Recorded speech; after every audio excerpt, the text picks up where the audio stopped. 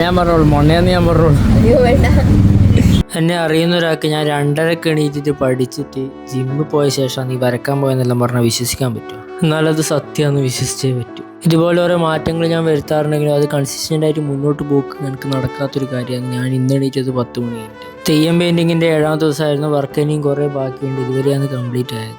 അതിനുശേഷം സ്വന്തമായിട്ടൊരു പുസ്തകം ഇറക്കാനുള്ള ആഗ്രഹം പറഞ്ഞപാട് അതിന് വേണ്ടുന്ന എല്ലാ ഹെൽപ്പും ചെയ്തരാന്ന് പറഞ്ഞ് വിജുവേട്ടനെ കാണാൻ പോയി. വിജുവേട്ടൻ കൈരളി ബുക്സിൽ വർക്ക് ചെയ്യുന്നു. എൻ്റെ പേരിലൊരു പുസ്തകം ഇറങ്ങിയാൽ അത് വാങ്ങുമെന്ന് പറഞ്ഞ കുറേ ആൾക്കാരുണ്ട്. അവരെല്ലാം പ്രതീക്ഷിച്ചിട്ടാണ് ഞാൻ ഇതിനിറങ്ങിത്തിരിക്കുന്നത്. നിങ്ങളെല്ലാവരും സപ്പോർട്ട് ഉണ്ടാവും. ഞാനൊരു ഷേക്ക് കുടിക്കാൻ പോയപ്പോൾ ഈ രണ്ടാളെ ഇവിടെ അവിചാരിതമായിട്ട് കണ്ടുമുട്ടിയതാണ്. ശേഷം നമുക്ക് ഫാമിലി ആയിട്ട് മട്ടന്നൂർ ഒരു കല്യാണത്തിന് പോകണ്ടായിരുന്നു.